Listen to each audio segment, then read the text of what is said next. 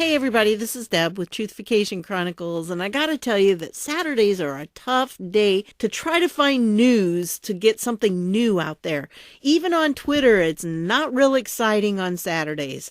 But I wanted to get a good video and, put it together and give you some information about various things for Sunday, because that's when this video will come out. So I've been trying to glean a few things, and one of the things that I really love about doing a YouTube channel is that I have so many really incredible viewers and subscribers.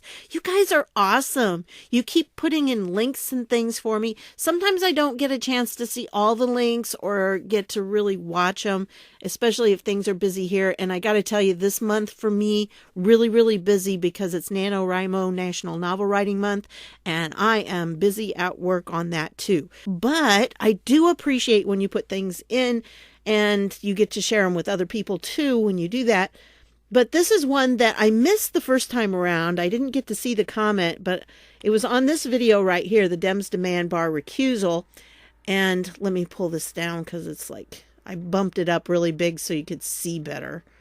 And so anyway, there was a comment that Mary McLean left, and I didn't even see it. It was 4 days ago now when I'm recording this.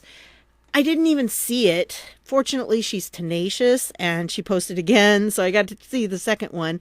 But look at this, what she says. Oh my gosh, the other day in the little village shop here in northern Hungary, I nearly fell over. Matt Whitaker's double was towering over me in the store. He was complete with bald-shaved head, age just right, fair, rosy complexion, muscles bulging in the right places and all. He and Tom Fitton have great biceps, and I've got to agree with you on that. What a hunky Hulk he is. I was stunned and blushed like crazy as I could not stop staring at him. There was another guy I know who's a detective with him. What was I to think? Everything rushed through my head in the longest minute of staring in my entire life. I'm way past 70 too. Hey, we're not dead, right? After coming to my senses, I walked around him. Everything matched. I'm still in shock. Now I'm thinking it could have really been him, as Romania is over the border, about 100 kilometers away. Way too much like him for it not to be him. Even his deep, resonating voice was the same. Romania is in the news. Ask Uncle Joe about that. Oh, so very interesting. And you know what? I'm sorry, Mary, I didn't do that then, so I'll do it now because I honestly didn't see it. Sometimes YouTube does that to me. Well, anyway, then on the Adam Schiff King Adam video that I did, she, like I said, was tenacious, and she posted again, and she was talking about Adam Schiff here. And then, oh, by the way, did I tell you, I am positive I saw the hunky Matt Whitaker here in our local village store in northern Hungary a few weeks back. He is so tall, great biceps. Okay, so yeah, we remember that. Romania is just 100 kilometers over the border. Remember Rudy said, watch Romania. Anyways, he was with a guy who was an area detective, and she'd lost her purse and everything, so she knew the detective. So the guy with the hunky Matt W certainly looked familiar. It may have been a double, but not too many doubles could be that tall, that imposing, and have the same fairish complexion as Mr. W has. My heart has not stopped pounding since. It's okay, I'm way over the hill and past 70, but just because you're on a diet doesn't mean you can't look at the menu. I agree with you on that. You go, girl. Anyway, I want to thank Mary for putting that in because eventually she gave me this link, and this link has a video of him giving a speech in Kosovo. Yeah, really, seriously. So yes, he was there. And if you look, it does have, at about 9 minutes in, there was a video of him and Trump together. So it was kind of making the connection there. At 12:20 is when he does his speech. And yes, his speech was in English, but not all the video is in English, of course. Anyway, there were a lot of chants of USA. I thought that was interesting. But he was basically, I guess, according to this article, he stumped for the ruling party. I guess that's what he was doing there. So it's very possible maybe he made a little side trip. Or maybe he was there for another reason, like investigating something for someone. I don't know. And Politico also had this, and they're not sure either. Why was Matt Whitaker in Kosovo? So, yeah, he was there. And the video of his appearance broadcast on Facebook, and it was first reported by Vice News, so you know it's not somebody friendly, but you got to wonder what was going on. And, his speech didn't give any clues, of course, but I just kind of wonder if he's not busy doing something other than just giving speeches for a political party. Interesting.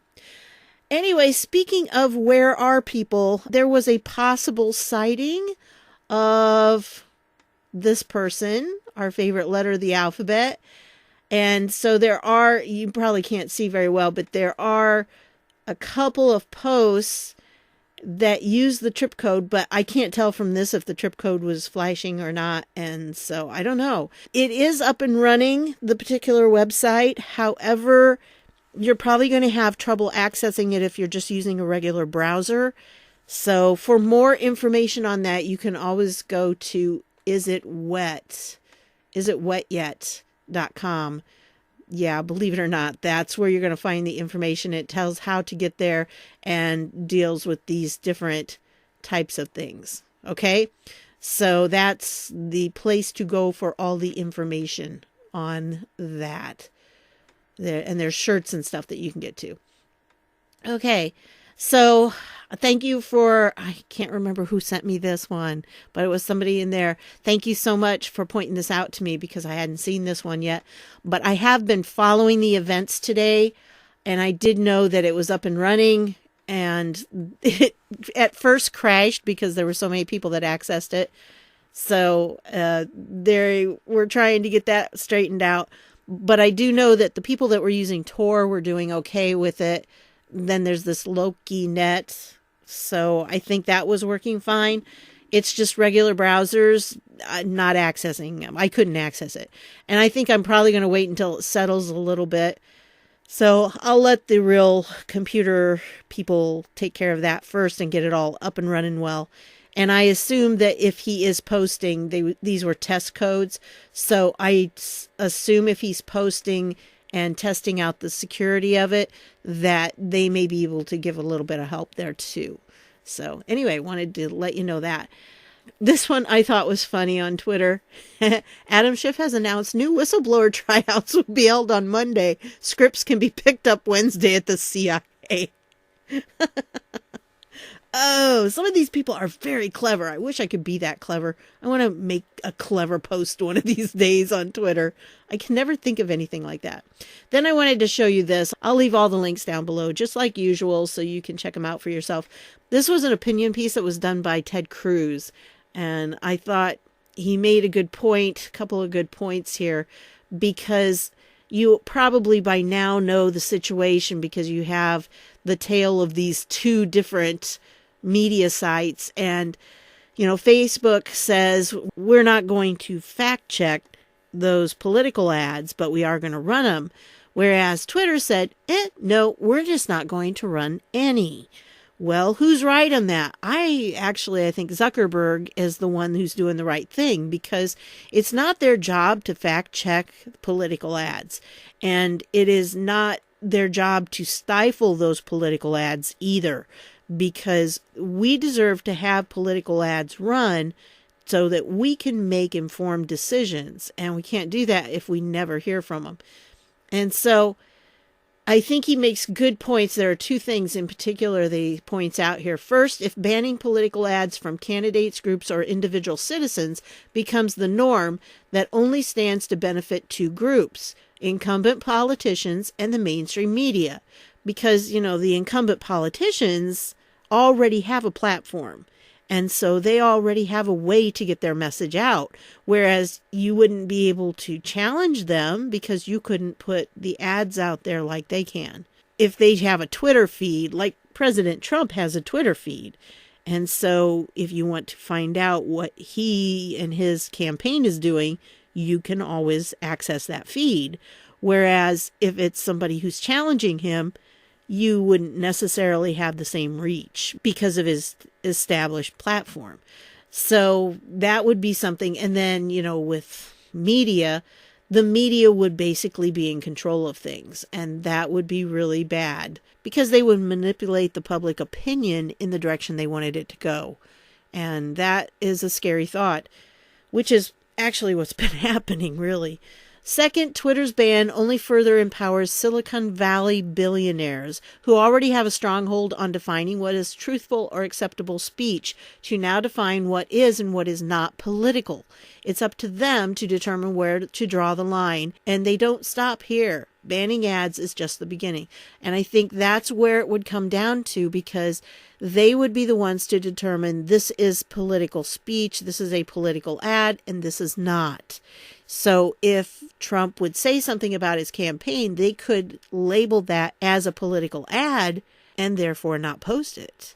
And that is really concerning to me. So I thought he did a good job pointing those things out here. Another one I wanted to show you was this, but this is on Sarah Carter's site, and this is Liz Cheney wrote this, and I know it's small, so let me bump it up here. Okay. And anyway, Liz Cheney is the chairman of the House Republican Conference. And so she put this out on November 1st to Speaker Pelosi. Despite the vote in the House on October 31st, you know, it just dawned on me that they took that vote on Halloween. Oh, the symbolism. How did I miss that? Oh, I'm sorry. I was so focused on Nano and everything that I just totally spaced that one. Sorry. But I think it's very significant that they did it on October 31st. Wow. Yeah, because that seems to be one of their high religious days. House Democrats continue to conduct the partisan effort to impeach the president in secret. Your duty to the Constitution and the American people, as well as fundamental fairness, requires that you immediately release the full transcripts of all depositions taken since you pronounced the beginning of an impeachment inquiry on September 24, 2019. Ooh, that would be great, wouldn't it? The selective leaking in which the House Intelligence Committee has been engaged must end immediately, and the full and complete record must be provided for the American people to see. In addition, to the extent that you make any redactions in any of the transcripts, all members of the House must be supplied copies of the full and unredacted transcripts as provided for in House Rule 11, Clause 2E, 2A. Okay, and Liz Cheney signed that. So, really think that she is hitting the mark there. Will they pay attention? Probably not. And as for contacting Nancy Pelosi, I understand that she's not going to change her mind. When you send in those emails, I understand she won't. But there are staffers that could be persuaded to change their minds. And that's really who you need to put in there. And you also just need to make a volume of it, because the more she has to wade through, the more the message is going to start to get through. At least to somebody. Like I said, maybe not her, but anyway. So the next one I wanted to show you, Thomas Massie, because he said, I've attended several hours of the secret depositions as a member of the GOP Oversight Committee. Unfortunately, most of my colleagues and all of the media must rely on leaks to form their opinions. I'm urging Speaker Pelosi to release the transcripts of the depositions immediately. And this one says pretty much the same thing. In fact, I think it's probably exactly the same thing, but he signed it too. So I don't know how many of them she's going to get. I don't know if she'll pay attention to them. That's out of our hands, but at least they're doing something and trying to get her attention. Anyway, here's something else. I just, had a few things that I found on Twitter I thought you'd be interested in. This Double Cheese says, in Chicago, a person is shot every 3 hours. The year-to-date statistics for Chicago are shot and killed, 404, shot and wounded, 1,960, total shot, 2,364, total homicides, 440. Leftocrats, do you have even one shred of evidence that gun control works? Because remember, Chicago has some of the strictest gun laws in the country. Yeah, it doesn't seem to be working. And then this one. Yeah, I thought this was pretty insightful. 5 years since gay marriage was legalized, we have, the P word courses for kindergartners, gender reassignment surgeries for 7-year-olds, drag queen story hour, demand for criminalization of AIDS transmission, pole dancing courses. It was never about marriage. I think that's true. All right. Anyway, so that's what I've got for you on this one. I just wanted to give you just a few little things I found on Twitter, etc. So that's what I've got for you on this one. I want to thank you for stopping by, and I'll see y'all later.